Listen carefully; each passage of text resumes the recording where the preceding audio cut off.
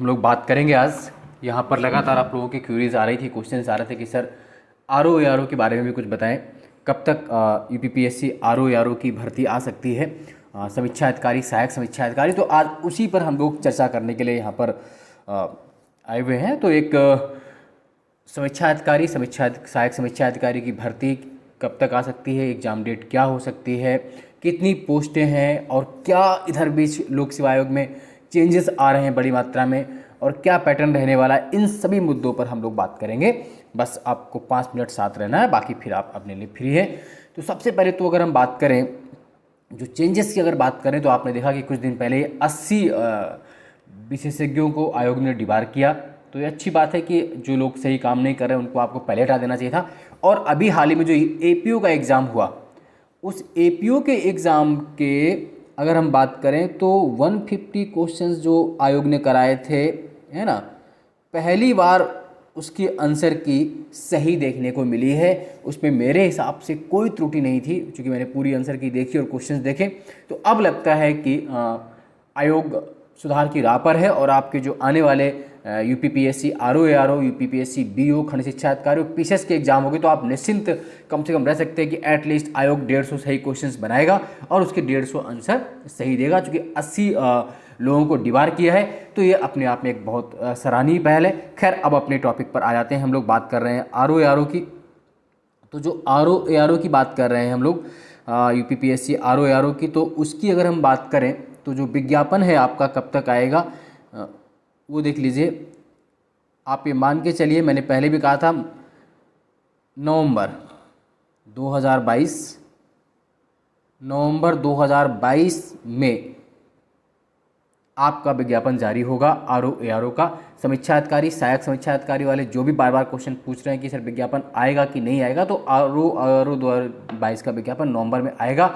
आप निश्चिंत होकर के अपनी पढ़ाई करते रहिए, विज्ञापन आना तय है, इसमें कोई डाउट नहीं है। क्योंकि सीटें खाली हुई, अभी आपने देखा था कि कुछ दिन पहले आपने देखा होगा कि 265 लगभग 260-65 के आसपास जो आरओ थे उनको अनुभाग अधिकारी के रूप में प्रोन्नत कर दिया गया है। लगभग उसमें कई साथी हमारे भी थे। तो चूँकि वो आरओ की सीटें भी खाली हो गई हैं, अब वैकेंसी की बात अगर की जाए तो कायदे से तो उनको बहुत बड़ी भर्ती निकालनी चाहिए।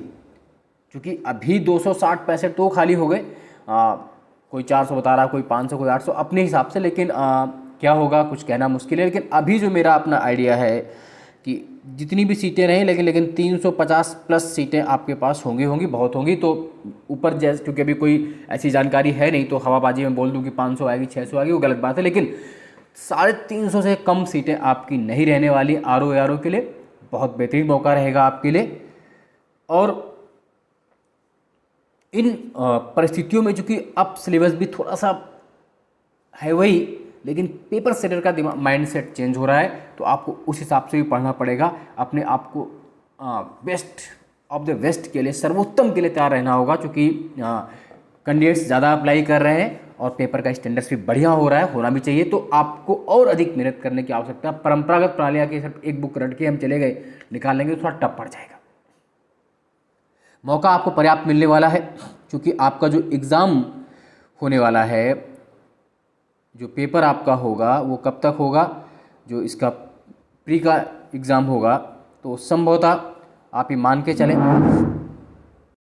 संभवतः इसका एग्ज़ाम, जो एग्ज़ाम होगा संभवतः वो आपको देखने को मिलेगा फरवरी मार्च के आसपास। कब मिलेगा देखने को, ये मान के चलिए कि फरवरी, अभी डेट है नहीं, फरवरी मार्च 2023 एग्ज़ाम प्री का आपको फरवरी मार्च 2023 में देखने को मिलेगा आरओ का। विज्ञापन आपका नवंबर में आएगा और लगभग 350 प्लस सीटें आपको देखने को मिलेंगी, इसमें कोई डाउट नहीं है। अब हम लोग बात करेंगे कि अपनी तैयारी को हम कैसे बेहतर करें कि हमें पूरा मैटर मिले। तो आइए सबसे पहले हम लोग देखते हैं कि सिलेबस क्या है। तो आप ये जानते हैं आरओ की अगर प्री की बात करें तो प्री का जो सिलेबस है 140 मार्क्स की आपकी आती है, क्या आती है, जीएस, 140 मार्क्स की जीएस और 60 मार्क्स की हिंदी होती है।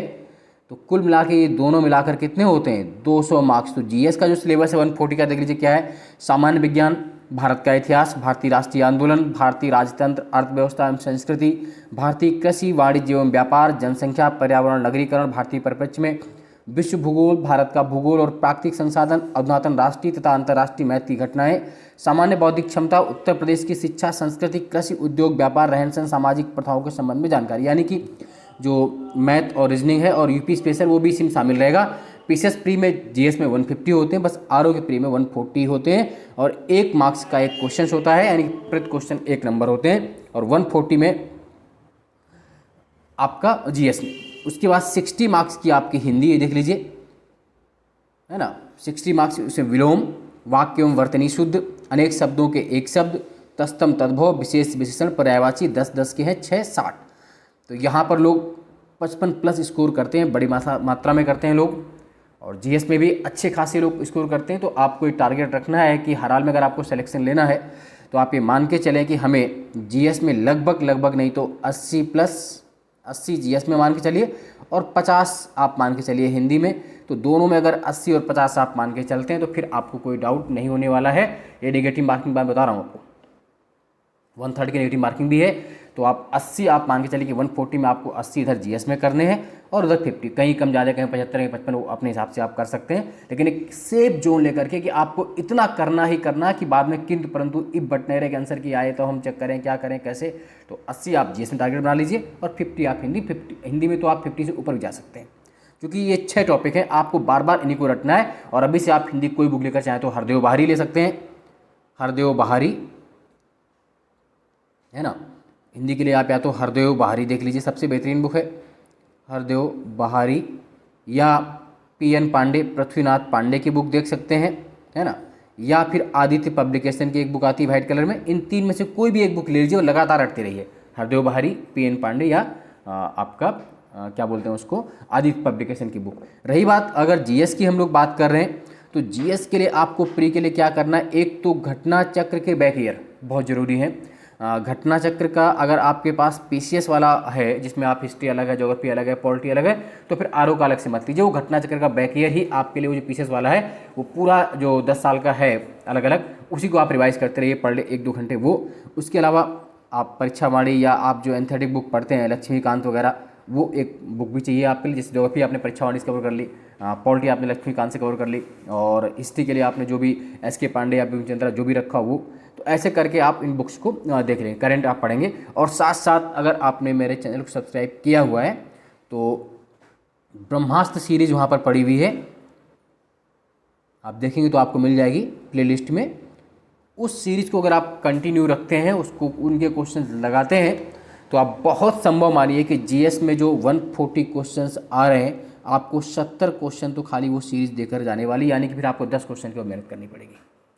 तो ब्रह्मास्त्र सीरीज मतलब शॉर्ट टर्म में और बहुत गागर में, है ना, सागर भरने वाली सीरीज़ है, उसको आप जरूर फॉलो करें, वो आपके लिए बहुत महत्वपूर्ण होने वाली है। तो ये आपका प्री का सिलेबस हो गया कि प्री में 200 मार्क्स हैं, 140 आपका जीएस है और 60 आपकी हिंदी है, ठीक है। मेंस का सिलेबस हम लोग डिस्कस कर लेंगे, लेकिन बाकी पूरी बात करेंगे। मेंस में क्या है कि जीएस आपका ऑब्जेक्टिव है, सिलेबस वही है 120, और फिर जो सामान्य हिंदी हमालेखन है, जनरल हिंदी एंड ड्राफ्टिंग 120। तो देखिए कितना हो गया है, 240 तो आपका ये हो गया, है ना। और उसमें जो जनरल जीएस है आपकी, सामान्य मतलब अध्ययन है, उसका सिलेबस सेम प्री वाला ही है। हिंदी की अगर बात करें तो दिए हुए गद्यांश का शीर्षक, सारांश, 3 रेखांकित अंशों की व्याख्या हो गया, सरकारी पत्र का सारणी रूप टेबुलर फॉर्म में लेखन हो गया, शासकीय अशासकीय वही जो आप पढ़ते रहते हैं ना, पेपर हो गए आपके, है ना,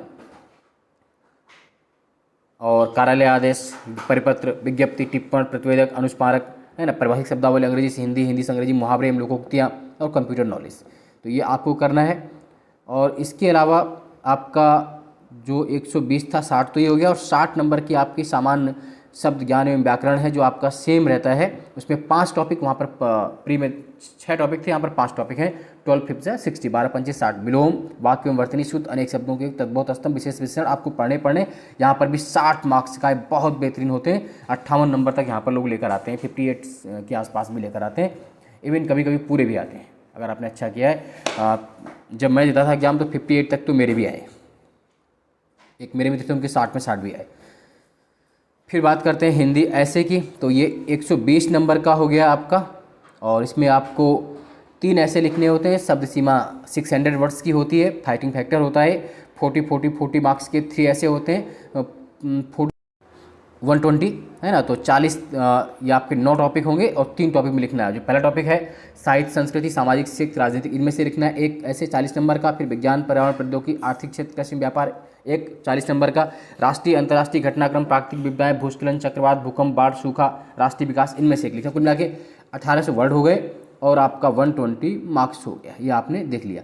तो आपने पूरा अगर देखा तो आपका जो 400 नंबर 120 की आपकी जीएस हो गई, और 120 की ड्राफ्टिंग प्लस 60 वो एमसीक्यू वाले हिंदी, तो 160 की हिंदी वो और 120 का ऐसे, तो 400 नंबर पर आपका फाइनल सिलेक्शन होगा। यानी कि हिंदी की भूमिका यहाँ भी बहुत ज़्यादा 160 की है ना। 60 तो आपको सी में मिलने, 100 ड्राफ्टिंग वाले।